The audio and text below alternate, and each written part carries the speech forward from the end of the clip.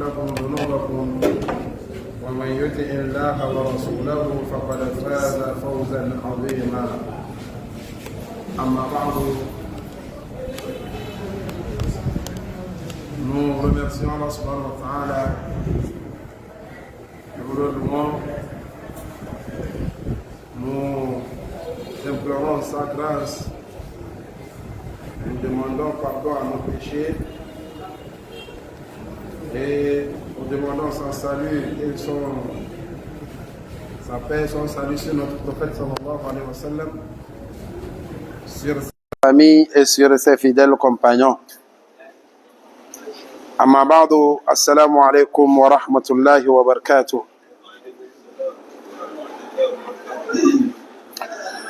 Nos séances d'entretien dans ce livre Umdatul Ahkam, que nous avons l'habitude d'étudier notre religion, d'essayer de comprendre plus notre religion et de mieux l'appliquer. Nous étudions Umdatul Ahkam.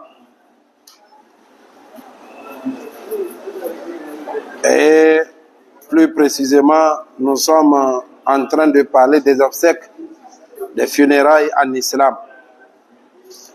Ce livre, nous l'avons commencé, aujourd'hui ça fait 3 ans.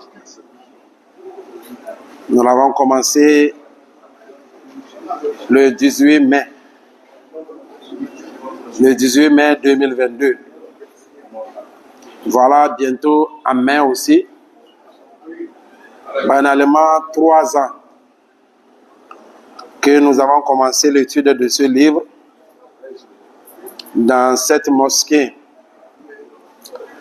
Et jusqu'à maintenant, même nous ne sommes même pas, peut-être même on n'a même pas encore fait le 1/3 du livre.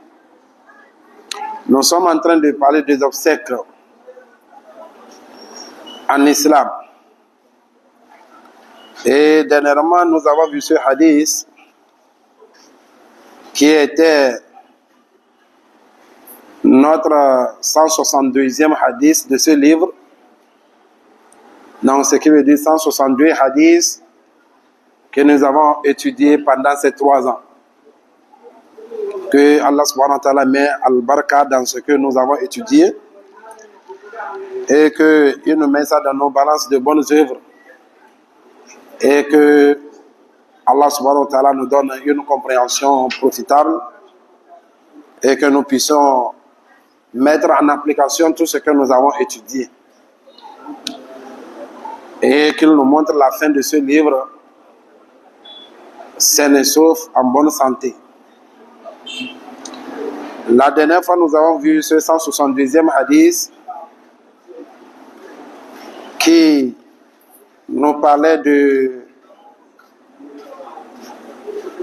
plutôt 163e.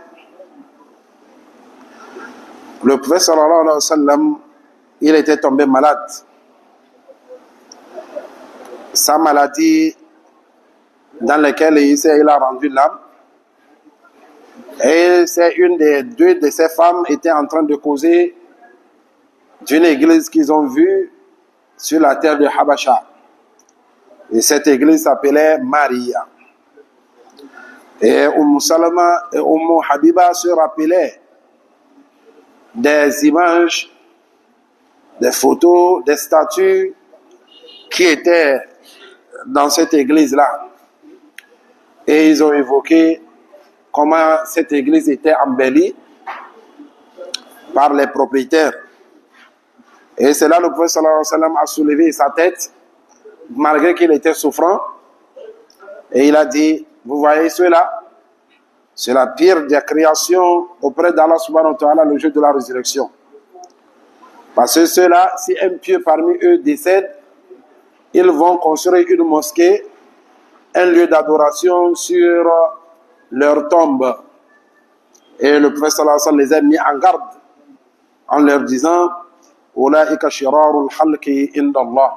Ceux-là sont la pire des humains, des créatures auprès d'Allah subhanahu wa ta'ala.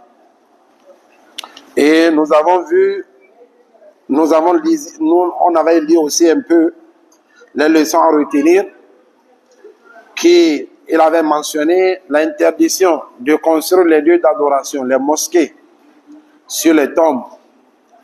En faisant ainsi, on est en train d'imiter ceux-là qui ne sont pas les musulmans. C'est le fait d'imiter les mushrikines, les associateurs, les kuffars, en construisant les mosquées sur les tombes. Et aussi, ce sont des voies qui amènent à attribuer des associés à Allah subhanahu wa ta'ala. La deuxième leçon retenue de ce hadith, tahrim al-taswir lidhi ruh, l'interdiction de photographier toute créature qui a l'âme en lui. Toute créature qui a l'âme en lui, c'est interdit, c'est haram de photographier ou bien de dessiner ou bien de caricaturer cette créature-là. La siyama, surtout, les ahli salah, ceux-là qui sont des pieux, des bonnes personnes. Alladhina yukhsha min suwarihim al-fitna. Ceux-là qu'on craint une tentation à bas de leurs photos, de leurs images. Et une fois qu'on va photographier ou bien dessiner leur image, on craint que certains s'égarent à base de ces photos, à base de ces images-là. Pour cela, c'est interdit de photographier, de dessiner, de caricaturer ces images de ces bonnes personnes, de ces pieux, de ces croyants-là. Qala Ibn Daqiq al-Eid, rahimahullah. Ce grand savant qui s'appelle Ibn Daqiq al-Eid dit فيه دليل على تحريم مثل هذا الفعل. De ce hadith, nous retenons l'interdiction de ces genres de pratiques. Quel genre de pratique? Tout d'abord, photographier les images. Et de deux, faire leur statut. De trois, construire même des mosquées, des lieux d'adoration sur ces tombes-là. C'est interdit.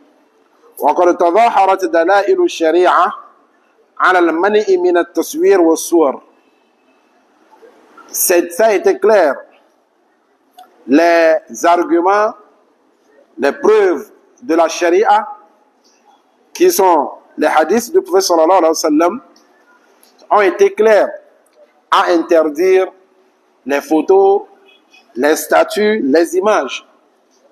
C'est interdit, c'est haram. وَلَقَدْ أَبْعَدَ غَايَةَ الْبُعْدِ مَنْ قَالَ. Ceux-là qui ont dit cette parole qui suit, إِنَّ ذَلِكَ مَحْمُولٌ عَلَى الْكَرَاهَةِ, que ces images, ces statues, ces photos, c'est makruh. Quand on dit makruh, c'est مَا يُثَابُ تَارِكُهُ امْتِثَالًا وَلَا يُعَاقَبُ فَاعِلُهُ. Si on dit dans la charia, ceci, c'est makruh. Par exemple, tu es dans la mosquée, tu finis la prière, de faire tes deux doigts, tes deux mains, comme ça.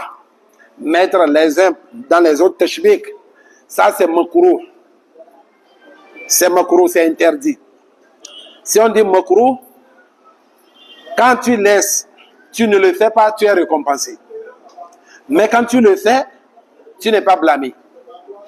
On ne va pas te prescrire, on ne va pas t'écrire du péché parce que tu l'as fait. C'est ce qu'on appelle, c'est contraire à haram. Ce qui est haram. Ce qui est haram, si tu le fais, on va te prescrire des péchés.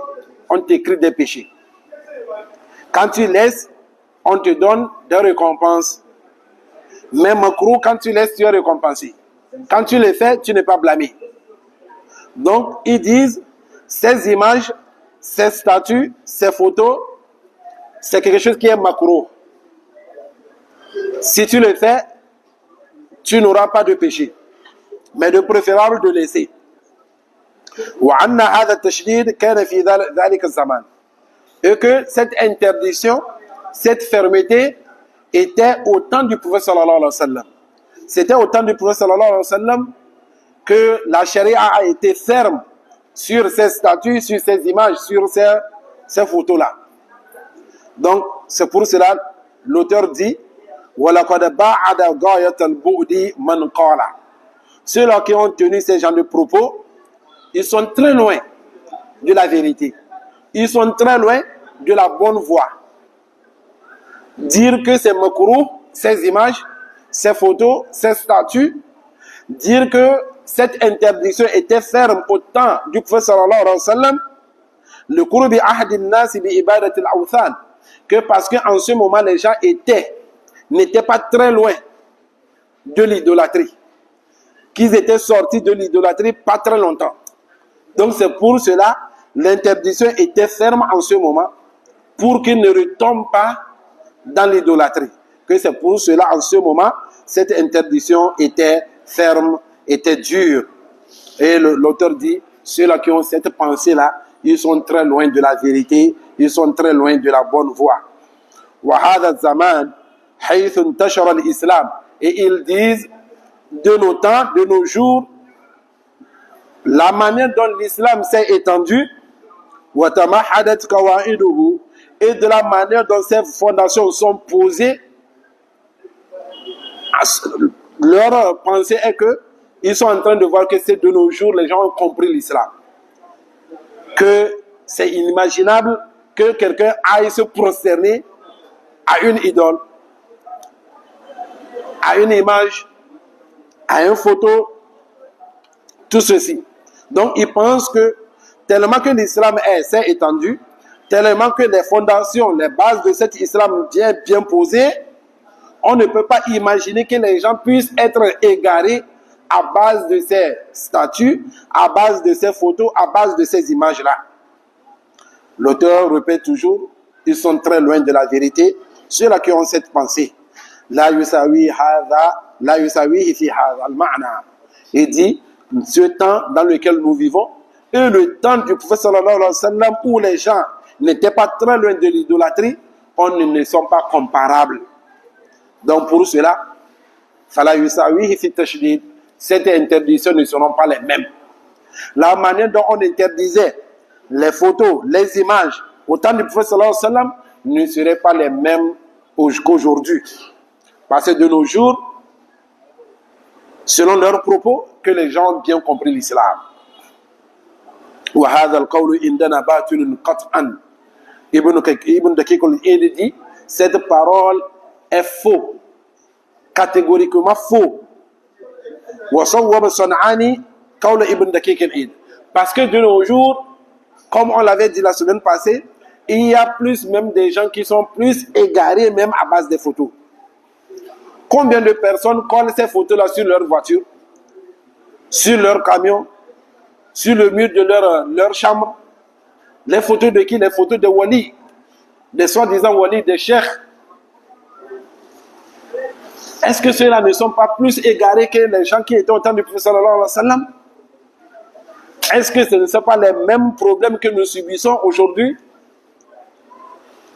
Quelqu'un vient voir la photo d'un des cheikhs, il est sur la photo et puis il est sur ton corps. Il considère même la photo, mais plus même la manière dont il va protéger même le Saint-Coran. Tu le vois, il peut déposer le Saint-Coran un peu partout. Mais la photo de ce cheikh, la manière dont ça lui tient à cœur, ça dépasse même la manière dont le Coran lui tient à cœur. Donc c'est pour cela, Ibn Daqiq al-Eid dit, ces gens de pensée est faux. وقال النووي, Imam Nawawi dit, تصوير الحيوان من الكبائر, photographier, faire les statues, les images des animaux, ça fait partie des grands péchés. Parce que même les animaux, ils ont de l'âme. Il y a l'âme en eux. Et l'âme là, comme Allah même l'a dit, ils vont te questionner concernant cette âme là. Et l'âme là, il n'y a personne qui connaît comment cette âme là est, si ce n'est qu'Allah subhanahu wa ta'ala. Jusqu'à maintenant, malgré l'évolution, on sait que si quelqu'un dort, il y a quelque chose qui sort en lui. Quand il se réveille, il y a quelque chose qui revient en lui. C'est ça qui est l'âme là. Mais ce n'est pas détectable. Ce n'est pas détectable. Donc, toute chose qui a l'âme en lui, toute créature, c'est interdit de photographier, c'est interdit de faire les images, de dessiner, de faire son statut. C'est pour cela que l'imam Nawawi dit, ça fait partie des grands péchés, min al-kabaïr. لأنه توعد عليه هذا الوعيد الشديد. Parce que ce péché, ou bien ces avertissements qui sont venus dans ce hadith que nous avons lu la semaine passée, que ceux-là qui font ces genres d'images, ces genres de caricatures, ces genres de statues, ils font partie des pires des créations. Ils font partie des pires des créations auprès d'Allah subhanahu wa ta'ala. Illa anna al-mamnu. Imam Nawawi continue en disant, sauf ce qui est bien interdit, ma kana lahu dhil, ce qui a un nombre. Ici, il faut savoir qu'à faire des photos, surtout les photos, les appareils photographiques de nos jours, les Android, les images que nous prenons avec nos appareils et autres, les éléments se sont divergés là-dessus. Tout d'abord, les statues. Prendre du bois, couper, faire le statut d'un être humain, ou bien de quelque chose qui a l'âme en lui, tous les éléments sont d'accord à l'unanimité que c'est haram, que c'est interdit. Maintenant, la deuxième des choses, dessiner ça à main levée. Prendre une feuille, on dessine un animal, on dessine l'être humain, on fait l'image de l'être humain, en dessinant sur une feuille, ça aussi ils sont d'accord sur que c'est interdit. C'est imiter la création de Allah subhanahu wa ta'ala. Parce que Allah subhanahu wa ta'ala ne s'amuse pas dans ce qui est, lui est spécial, ce qui lui est spécifique. Allah lahul khalqu wal amr. C'est à lui appartient la création, c'est lui qui crée. Parce qu'en faisant ces statues, ces images, tu es en train d'imiter la création de Allah subhanahu wa ta'ala, ce que Allah subhanahu wa ta'ala a créé, comme l'animal. Donc si réellement tu veux, il faut les créer pour toi. Il ne faut pas imiter celle de Allah subhanahu wa ta'ala. Donc c'est pour cela que ces hadiths sont venus, ces hadiths que nous faisons allusion la semaine passée. Le prophète sallallahu alayhi wa sallam dit kullu musawwirin finna. Tous ceux-là qui sont ces dessinateurs-là, qui dessinent les êtres humains, les choses dont Allah subhanahu wa ta'ala a placé l'âme en eux, le prophète sallallahu alayhi wa sallam dit tous ces gens-là vont en enfer. Yud'an lahu bi kulli suratin sawwaraha nafsun yu'adhabu biha fi jahannam. Et Allah subhanahu wa ta'ala, tout ce qu'il a dessiné, tout ce qu'il a caricaturé, tout ce qu'il a fait son statut déposé, Allah le Très-Haut dit, le prophète sallallahu alayhi wa sallam dit, on va transformer toutes ces images-là, tous ces dessins-là, en tant que des vraies créatures. Si c'est 1000, si c'est des millions, si c'est des centaines, on va transformer toutes ces images-là comme il a dessiné. Et on va le châtier avec dans l'enfer. Et il y a d'autres hadiths où le prophète sallallahu alayhi wa sallam dit Man sawwara suratan fi dunya, tout celui-là qui a dessiné une image d'un être humain, d'un animal, kullifa yawm al-qiyamah an yanfukha fiha ruh.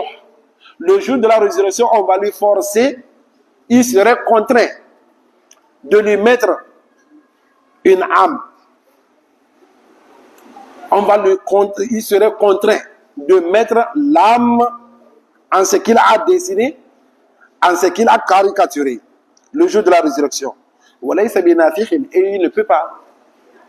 Il ne peut pas. Donc tout ceci, ce sont des avertissements que le prophète sallallahu alayhi wa sallam nous a fait en imitant la création d'Allah subhanahu wa ta'ala. Donc ces statues, ce sont des statues qui ont de l'ombre. Quand le soleil va sortir, tu vas voir l'ombre va sortir. Donc, à l'unanimité, les ulémas sont d'accord que cela c'est haram. Et la deuxième des choses, dessiner aussi, ça aussi c'est haram. Dessiner avec la main sur une feuille, Ça aussi, c'est haram. Maintenant, à propos de l'appareil photographique, nos portables, les Android, les appareils photographiques et autres, là-bas, les ulémas se sont divergés. Les ulémas se sont divergés que ces appareils, il y a certains qui disent que ces appareils ne peuvent pas rentrer sous cette interdiction-là. Que ces hadiths ne parlent pas de ces photos dont nous prenons avec nos appareils, nos Android et autres, que cette interdiction ne rentre pas là-bas. Que parce que tu n'es pas en train de dessiner. Et de deux, que c'est l'appareil qui prend, ça prend seulement l'image. Ils ont donné des explications. Mais de l'autre côté des ulémas disent que toutes ces photos rentrent sous ces hadiths que nous avons lus. Et nous, on est sur cette compréhension-là. Donc, toutes ces photos, avec les appareils photo, nos Android, ça aussi, c'est interdit. Ça rentre dans l'interdiction. Parce que ceux-là même, ils ont les mêmes défauts. Les gens sont égarés à base de cette statue. Et les images de nos jours, les gens aussi sont égarés à base de cette statue. Et de ces images aujourd'hui. Les images des chèques qui sont reconnues aujourd'hui. Les gens viennent se prosterner pour ces photos-là, pour ces images-là. Donc, et tout ça rentre kullu musawwirin fi an-nar. Man sawwara suratan fi ad-dunya kullifa yawm al-qiyamah an yanfukha fiha ar-ruh. Tout ceci, ça rentre, tous ces appareils photographiques, sauf les vidéos, même les ulémas ont fait des fatawas. Sauf, par exemple, ce que nous sommes en train de faire, c'est un enseignement.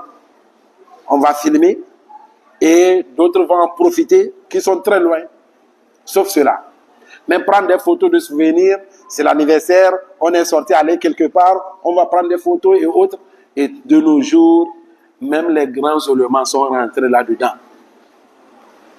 Les grands ulémas sont rentrés là-dedans. Donc, et ils voient que non, ça ne fait pas partie de ces wa'id que le prophète sallallahu alayhi wa sallam a donné dans ces hadiths-là. Mais nous sommes avec ces ulémas qui ont dit même les photos de nos appareils, de nos Android, les appareils photographiques sont aussi interdits. Ça rentre dans ces interdictions. Et si tu le fais, le jour de la résurrection, le mieux, même s'il y a des divergences, comme le dit un de nos alphas, il faut tout faire pour sortir de ces divergences-là. En quoi faisant, si tu ne photographies pas, est-ce que le jour de la résurrection, tu serais dans le doute? Est-ce qu'on va me châtier ou pas? Tu photographies pourquoi? Pourquoi faire? Si tu sais réellement ce qui t'a amené sur cette terre, tu serais là à photographier, puis un jour tu serais là à perdre le temps en regardant. Non, ça c'était telle année, quand on était parti ici, quand on avait visité ici. Tu vois, le musulman, tu n'as pas ce temps-là. Donc, faisons très, très, très attention avec ces images-là. Il ne faut pas voir que tel, peut-être tel qui a telle œuvre, telles actions de bonnes œuvres. Est-ce que toi, tu en as? Donc, tout le monde n'a qu'à se plaindre, tout le monde n'a qu'à crier pour lui. Il faut lutter pour toi-même. Il ne faut pas regarder autrui. Donc, le mieux, ce sont ces genres de photos avec nos appareils. Donc, Imam Nawawi dit que les statues qui ont d'ombre, ce sont ceux-là qui sont interdits. Que mais ces photos ou bien ces images qui n'ont pas d'ombre, par exemple, si tu prends l'image de quelqu'un, est-ce que si tu déposes, il y a l'ombre? Non. Donc, eux disent que non, il n'y a pas de souci pour ça. On peut toutefois prendre. Mais, قال صنعاني, Imam Sanawi dit, وهو مذهب باطل. Même cette pensée d'Imam Nawawi, que les photos qui n'ont pas d'ombre, il n'y a pas de souci, on peut toutefois les prendre, que ça aussi, c'est une pensée qui est fausse. فإن الستر الذي أنكره النبي صلى الله عليه وسلم كانت السورة فيه بلا ذل بغير شك. Le prophète sallallahu alayhi wa sallam, quand il a soulevé la tête, a interdit à ces deux femmes, Habiba et Salama. C'était des images qui étaient collées au mur. C'était des images qui étaient collées au mur. Ce ne sont pas des statues. وعيد ابن حجر القول. Ibn Hajar a renforcé cette pensée, cette parole, en disant, c'est-à-dire quelle parole, que même les photos, nos images des appareils sont aussi interdites, en disant بتحريم ما له ذل وما ليس له ذل أخذا بحديث أخرجه أحمد عن النبي صلى الله عليه وسلم أنه قال أيكم ينطلق إلى المدينة فلا يدع فيها صورة إلا انتزعها. Voilà ce hadith qui a été rapporté par Ahmed. Le prophète sallallahu alayhi wa sallam dit à ses compagnons, Ayyukum yantaliqu ila al-Madina.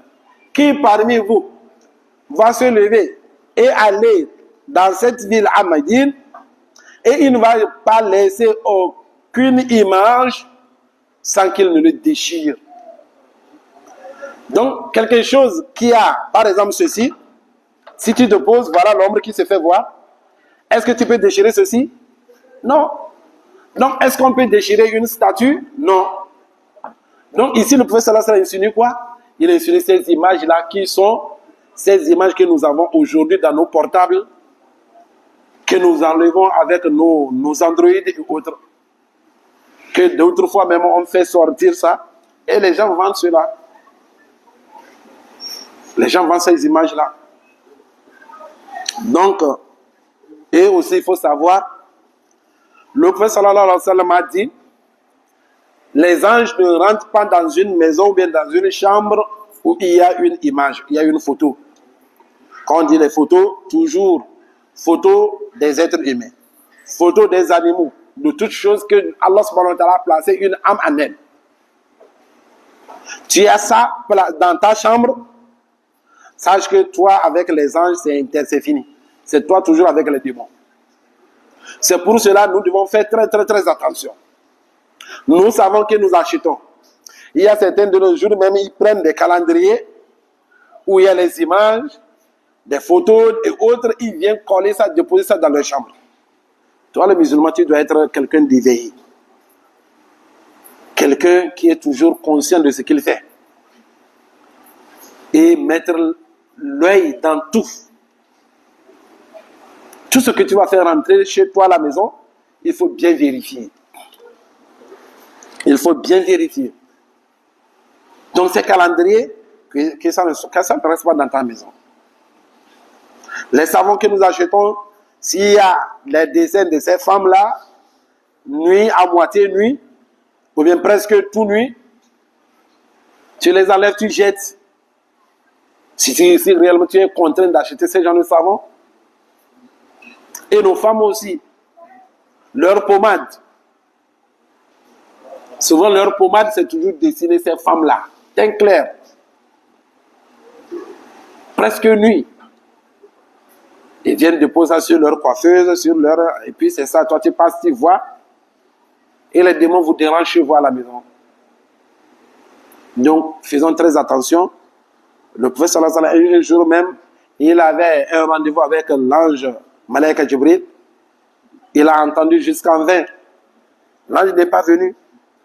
Et quand il est sorti, il a croisé l'ange, il a dit, ah, on avait rendez-vous avec toi. On avait rendez-vous avec toi. Il dit, oui, je suis venu. Mais il y a des images dans ta maison qui m'ont empêché, sur le rideau de ta femme, qui m'ont empêché de rentrer chez toi. Donc voilà, même le prophète sallallahu alayhi wa sallam, qui avait rendez-vous avec l'ange Malaika Jibril. Donc faisons très attention et contrôlons ce côté, c'est très très très important. La troisième leçon à retenir est aussi le chien aussi, les chiens. L'ange aussi, les anges ne rentrent pas dans une maison où il y a les chiens. Ou bien il y a un chien. Troisième leçon à retenir, أن من عمل هذا فهو من شر الخلق الله لما في عمله من المحاذير الكثيرة والعواقب الوخيمة عليه وعلى غيره. La troisième leçon, il dit, tout celui qui a fait ce genre de pratique-là, qui a collé les images dans son lieu d'adoration, il y a des gens, ils collent les images de cheikh sur leur mur, dans leur chambre, là où même ils se prosternent, là où même ils font leur nafila, leur prière surrogatoire, leur witr. Voilà la photo de cheikh qui est collée au mur, de wali qui est collé au mur. Donc ils font leur prière, ils se prosternent là-bas. Ou bien ceux-là qui vont construire les mosquées, leur lieu d'adoration sur les tombes, qu'ils sachent qu'il est le pire de la création auprès d'Allah subhanahu wa ta'ala, parce que sa pratique est très mauvaise, très mauvaise, et les conséquences aussi sont mauvaises sur lui et sur d'autres aussi, parce que ça ne va pas se contenter sur lui seul. Il y a d'autres aussi qui seront égarés à base de lui. في كمال النصح النبي صلى الله عليه وسلم إذ لم يصرفه عن الموعظة ما يقاسيه من العلم. Il dit, le prophète sallallahu alayhi wa sallam était un bon conseiller. C'est un bon conseiller parce que malgré toutes ces douleurs qu'il est en train de subir à cause de sa maladie, ça ne l'a pas empêché de soulever sa tête et de conseiller ces femmes, leur montrer le danger qui s'y trouve. Donc tout ceci, nous interpellons les uns les autres. Il y a toujours des choses qui se passent. Il faut que nous soyons des gens qui se conseillent dans le bien, qui se conseillent vers le bien, et on se conseille aussi de s'abstenir de tomber dans les péchés.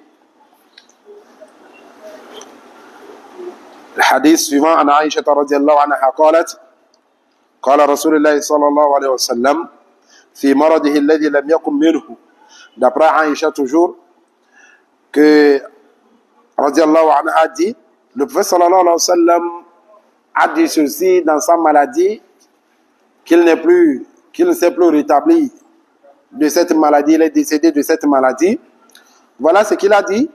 لعن الله اليهود والنصارى. Allah a maudit les juifs et les chrétiens. Ils ont pris les tombes de leurs messagers que Allah subhanahu wa ta'ala a envoyés vers eux comme un lieu d'adoration. Ils ont pris ces tombes-là transformées en un lieu d'adoration, en un lieu de culte. C'est pour cela Allah subhanahu wa ta'ala les a maudits. Et de nos jours, il y a des gens, ils embellissent les tombes, ils construisent sur ces tombes-là, ils mettent bien les carreaux, ils mettent des grillages, ils mettent des lumières, ils arrangent bien autour de cette tombe. Quand tu viens, depuis quelques mètres, tu enlèves tes chaussures, comme si tu voulais rentrer dans la mosquée. Et d'autres, quand ils commencent, pas s'approcher du tombe, ils vont s'agenouiller. C'est sur les genoux, ils vont marcher à quatre pattes, venir auprès de la tombe, s'accroupir comme s'ils étaient devant Allah subhanahu wa ta'ala. Et c'est là-bas, ils vont commencer par avancer leurs besoins, invoquer, implorer celui-là qui est couché dans la tombe. Et il y a les gens aussi qui sont autour, des mendiants qui vont dire, donne-nous la sadaka à cause de la baraka de tel wali que tu es venu visiter. Ce n'est même pas à cause de Dieu. Voilà, mais on a interdit de dire à cause de Allah et de son messager. Égaler le messager d'Allah subhanahu wa ta'ala et Allah subhanahu wa ta'ala. Donc lui dit, donne-moi à cause de tel wali que tu es venu visiter. Donc tu les vois, ils donnent des sadaka. Il amène des millions, il dépose là-bas. Il est venu donner sadaka à ce wali là qui est couché. قالت ولولا ذلك لأبرز قبره.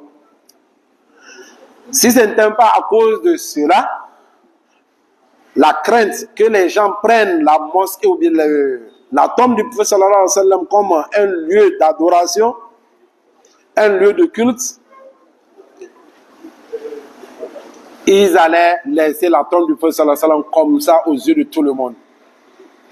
La tombe du prophète sallallahu alayhi wa sallam allait se faire voir, on allait laisser ça, tout le monde allait pouvoir voir la tombe là comme ça.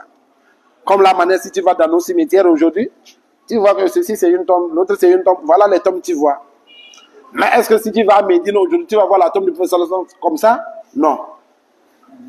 C'est par crainte qu'on ne prenne pas ça, comme les Juifs et les chrétiens l'ont fait, pour leur messager qu'Allah subhanahu wa ta'ala a envoyé vers eux.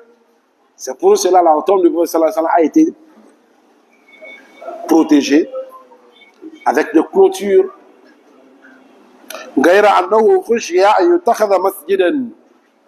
Et ils craignaient qu'on ne prenne la mosquée, la tombe du prophète sallallahu alayhi wa sallam comme une mosquée. كانت عائشة رضي الله عنها هي التي مرضت النبي صلى الله عليه وسلم مرضه الذي توفي فيه. Aïcha, elle était celle-là qui a veillé sur le prophète sallallahu alayhi wa sallam au cours de sa maladie dans laquelle il est décédé. وهي الحاضرة وقت قبض روحه الكريم. Et elle était présente au moment où l'ange était venu prendre l'âme du prophète sallallahu alayhi wa sallam. فذكرت أنه في هذا المرض. C'est elle qui nous dit dans ce hadith ce que le prophète sallallahu alayhi wa sallam a dit au cours de cette maladie, qu'il ne s'est plus rétabli de cette maladie. خشي صلى الله عليه وسلم أن يتخذ قبره مسجدا. Le prophète sallallahu alayhi wa sallam, il a eu cette crainte-là qu'on ne prenne sa tombe après lui comme un lieu d'adoration, une mosquée. Yusalla indahu, là où les gens vont regarder ou bien vont mettre la tombe devant et prier auprès de cette tombe-là. Voilà ce que le prophète sallallahu alayhi wa sallam craignait.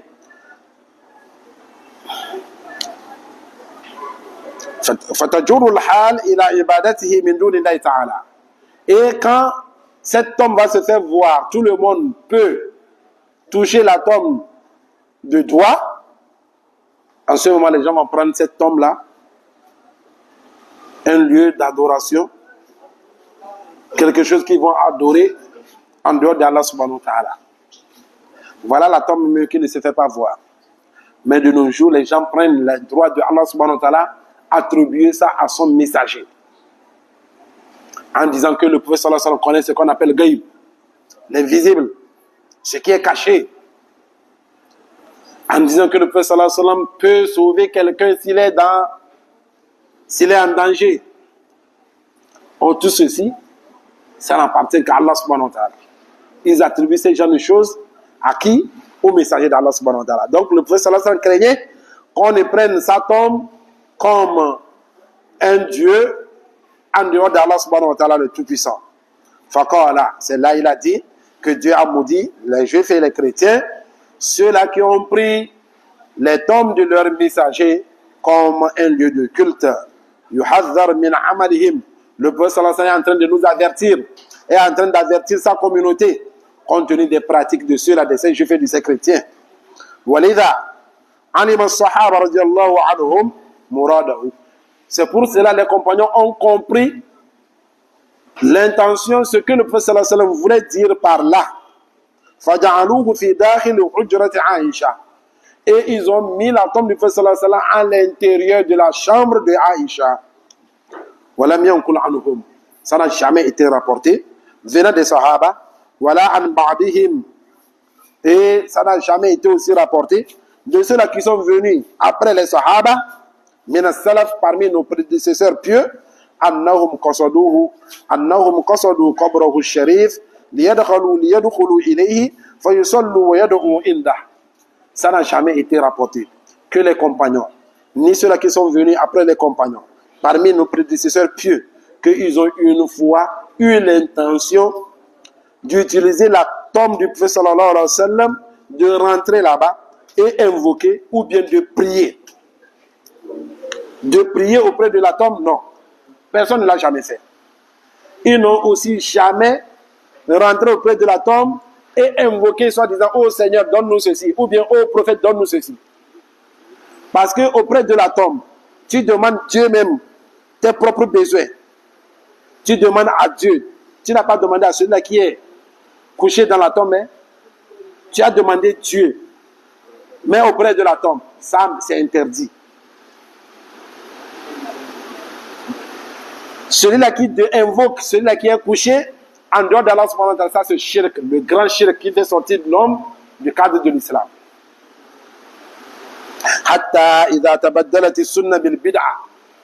Donc la religion était ainsi.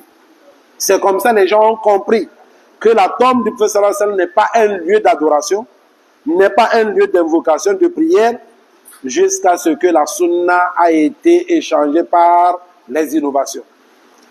Les gens ont délaissé la sunna. Ils ont pris les innovations comme étant c'est la vraie religion. Et les gens ont commencé par faire des grands voyages, des longs voyages pour aller visiter les tombes. Quelqu'un va quitter ici jusqu'à Sénégal, qui a la tombe d'un wali là-bas. Quelqu'un va quitter ici, aller jusqu'au Nigeria, Sokoto, qui a la tombe d'un wali là-bas. Il va aller à Maroc, en Égypte. C'est comme ça que les gens voyagent pour aller visiter les tombes. Or, le prophète sallallahu alayhi wa sallam a interdit même une mosquée. Faire un long voyage pour visiter une mosquée, c'est interdit, sauf les 3 mosquées-là. La mosquée de Médine, la mosquée de la Mecque et la mosquée de Palestine. Sauf les 3 mosquées. Maintenant, qu'en est-il des tombes? Les gens ont commencé par faire de longs voyages pour aller visiter les tombes. Hafizallahu nabiyahu mimma yukrih an yuf'ala inda qabrihi. Et c'est là Allah subhanahu wa ta'ala a protégé son messager, compte tenu de ce qu'il craignait que c'est ceux-là qui vont venir par après, face auprès de sa tombe. Allah subhanahu wa ta'ala a protégé son messager et a protégé sa tombe. فَصَانَهُ بِثَلَاثَةِ حُجَبٍ مَتِينًا. Et Allah subhanahu wa ta'ala a protégé la tombe du prophète sallallahu alayhi wa sallam avec 3 clôtures qui sont bien en place. Voilà, clôture de la chambre même, les murs de la chambre de Aïcha, et après cela, ils ont fait une autre clôture entourée, et après cela, ils ont pris ce grand grillage-là, entouré ces deux murs-là. Allah a protégé la tombe de son messager. La yatasanna li ayyi mubtadi'in an yanfudh khilalaha. Et ce n'est même pas un permis à aucun des innovateurs d'atteindre la tombe du prophète sallallahu alayhi wa sallam jusqu'à faire des prières, des invocations ou bien faire ces choses innovées auprès de la tombe du prophète sallallahu alayhi wa sallam. Que Allah subhanahu wa ta'ala nous augmente la compréhension de la religion, bénisse tout ce que nous avons dit, et que Allah subhanahu wa ta'ala fasse de nous des bons croyants, des bons musulmans, préserve notre foi et nous facilite la pratique de la sunna du prophète sallallahu alayhi wa sallam. Subhanakallahumma bihamdika ashhadu an la ilaha illa anta astaghfiruka wa atubu ilayk. Assalamu alaykum wa rahmatullah.